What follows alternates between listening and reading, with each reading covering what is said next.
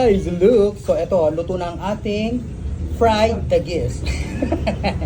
Siyempre, pagkatapos nating inadobo, ayan, and pinirito natin. Actually guys, kinalahati ko yung ito, yung kalahati talagang inadobo, tapos yung kalahati is fried.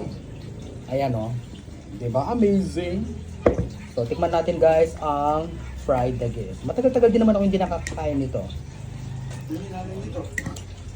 Kanan mo na.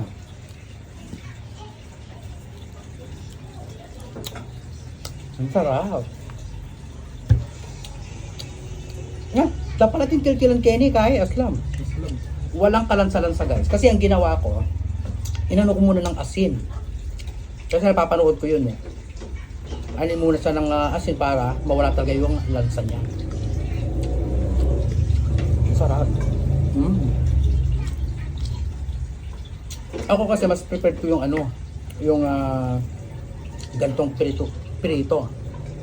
Kaysa dun sa inadobo siya. Actually, maanghang to ang gaso. Tsaka pinakadami ko ng luya para to make sure na hindi malansa. Ang sarap. May napanood ako guys sa reels din. Kinakain nila yung ano, yung palakang gato pasig natin, ng house kaleta. Ang house kaleta, batan niya. Batan. Yung may ingay guys, yung mga palakang ganito lang kalilit tapos ang iingay. Kaya ba kinakain yon? Kami hindi namin kinakain. Ito lang talaga kinakain namin yung ibang palaka, yung bullfrog and ito yung dagang palay. Alam ko yung ibang guys hindi kayo kumakain. So pasensya na. Pasintabi po sa mga hindi kumakain ng daga or dagis. Pero dito sa amin talagang kinakain namin to.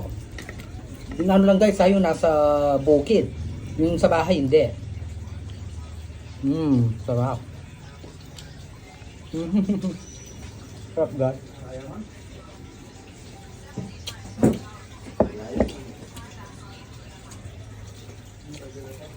Masarap pala sa sawan dito suka. Tinamad na akong gumawa ng suka guys. Tumanga nga itong adobo natin.